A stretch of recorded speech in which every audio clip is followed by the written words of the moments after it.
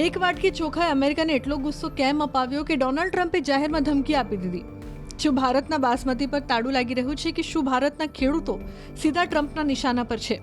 શું ભારત ખરેખર ચોખાનું ડમ્પિંગ કરી રહ્યું છે કે પછી અમેરિકા માત્ર ડરી ગયું છે ને દેખાડો કરી રહ્યું છે? આજકાલ આંતરરાષ્ટ્રીય વેપારમાં નાની વાતો પણ મોટા વિવાદનું રૂપ લઈ લે છે.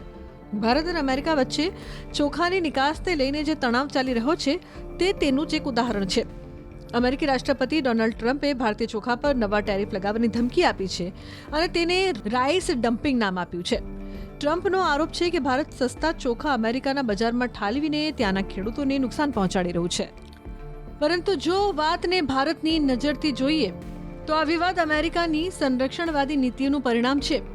તેઓ પોતાના ખેડૂતોને બચાવવા માટે વિકાસશીલ દેશો પર દબાણ લાવી રહ્યા છે અને ભારત જે દુનિયાનો સૌથી મોટો ચોખાનો નિકાસકાર છે, તેથી ભારત આ વિવાદથી પ્રભાવિત થઈ રહ્યો છે.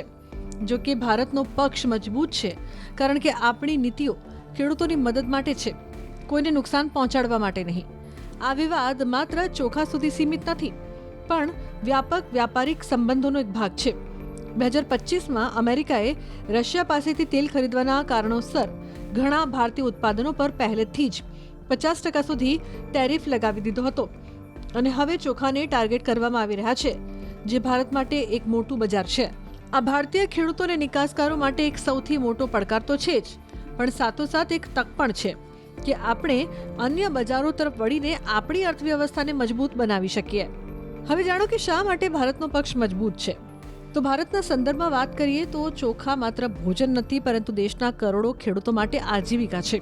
આપણા દેશમાં લગભગ 4.5 કરોડ હેક્ટર જમીન પર માત્ર ચોખાની ખેતી થાય છે અને ભારત દુનિયાનો બીજો સૌથી ચોખા મોટો ઉત્પાદક છે.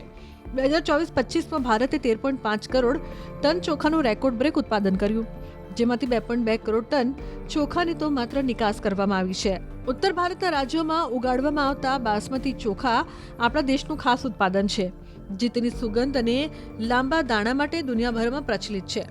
અને આ જ કારણોસર અમેરિકા અને બ્રિટન તેના ખરીદદાર છે. આ નિકાસથી ભારતને મોટી માત્રામાં વિદેશી મુદ્રા મળે છે. આ વિવાદ માત્ર પૈસાનો નથી, તે લાખો નાના અને મધ્યમ ખેડૂતોની જિંદગી સાથે જોડાયેલો છે. ભારતના 80% ખેડૂતો નાના છે, જેમની જમીન 2 હેક્ટરથી પણ ઓછી છે, અને સરકાર ખેડૂતોને તેમના પાક માટે ન્યૂનતમ સમર્થન મૂલ્ય MSP આપે છે, જે ચોખા માટે 2025માં 2300 પ્રતિ ક્વિન્ટલ હતું. આ MSP કોઈ સબસિડી નથી, પરંતુ ખેડૂતોને ગરીબીમાંથી બચાવવાની એક રીત છે. ભારત જેવા વિકાસશીલ દેશમાં જ્યાં 70% વસ્તી ગામડાઓમાં રહે છે, જ્યાં ચોખાની ખેતી રોજગાર પૂરો પાડે છે અને ખાદ્ય સુરક્ષા સુનિશ્ચિત કરે છે, WTOના નિયમો મુજબ ભારતને પોતાની સબસિડી મર્યાદિત રાખવી પડે છે. પણ ભારતની નીતિઓ ગરીબ ખેડૂતો માટે છે, જ્યારે અમેરિકા જેવા ધનિક દેશો પોતાની સબસિડી છુપાવે છે અને ભારત પર આરોપ લગાવે છે. ભારતની ચોખા નિકાસ વધી છે કારણ કે બાસમતી જેવી ચોખાની જાતો ઉત્તમ ગુણવત્તાવાળી છે, ન કે સસ્તી સબસિડીના કારણે તેનું ઉત્પાદન થયું છે. વિવાદનું મૂળ કારણ અમેરિકાની પોતાની સમસ્યાઓ છે. ત્યાંના ખેડૂતો મોંઘા ઉત્પાદન ખર્ચના કારણે વૈશ્વિક બજારના સ્પર્ધા કરી શકતા નથી. ભારતનો પક્ષ છે કે આપણી નિકાસ વૈશ્વિક માંગ પર આધારિત છે, ન કે ડમ્પિંગ પર.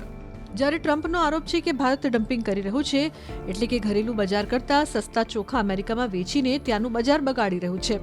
ટ્રમ્પે વ્હાઇટ હાઉસની એક મિટિંગમાં ભારતીય, થાઇલેન્ડ અને ચાઇનીઝ ચોખાથી અમેરિકામાં કિંમતો ઘટી રહી હોવાની ફરિયાદ પર તપાસના આદેશ આપ્યા અને નવા ટેરિફ લગાવવાનો સંકેત આપ્યો. ટેરિફ એટલે આયાત પર લાગતો કર, જે ઉત્પાદનને મોંઘું બનાવે છે. ઓગસ્ટ 2025માં અમેરિકાએ રશિયાથી તેલ ખરીદવાની સજાના ભાગરૂપે ભારતીય ઉત્પાદનો પર પહેલેથી જ 50% ટેરિફ લાગુ કરી દીધો છે. જો હવે બાસમતી પર આ 50% ટેરિફ લાગુ થાય તો તે અમેરિકન ખરીદદારો માટે ખૂબ મોંઘો સાબિત થશે.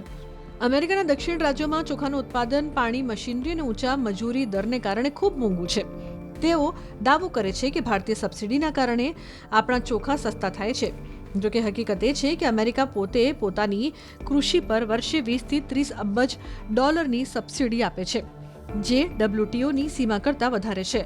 એટલે કે અમેરિકા પોતે બેવડો વ્યવહાર કરે છે. આ મામલે ભારત સ્પષ્ટ કહે છે કે ભારતની સબસિડી ગરીબ ખેડૂતો માટે છે, નિકાસ વધારવા માટે નહીં. ભારત WTOના નિયમ 10% કરતાં ઘણું નીચે છે.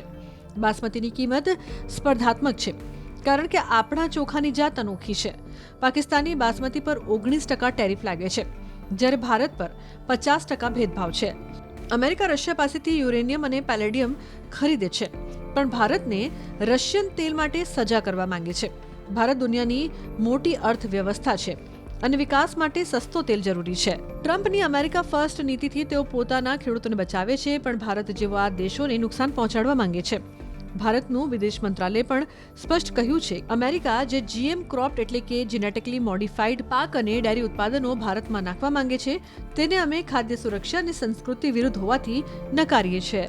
આ નિર્ણયોની અસર એ થશે કે ચોખાની નિકાસ 50% થી 80% ઘટી શકે છે. જો કે હકારાત્મક બાબત એ છે કે ભારતે ચીન, વિયેતનામ અને થાઇલેન્ડ જેવા અન્ય દેશોમાં નિકાસ 60% સુધી વધારી દીધી છે. આ વૈવિધ્યીકરણ ભારતની તાકાત છે અને ટ્રમ્પની નીતિઓ આપણને મેક ઇન ઇન્ડિયા જેવા આત્મનિર્ભરતા તરફ દોરી જાય છે. આનાથી નુકસાન કુલ મળીને અમેરિકાને જ થશે, ભારતને ઓછું, કારણ કે ભારત આત્મનિર્ભર છે.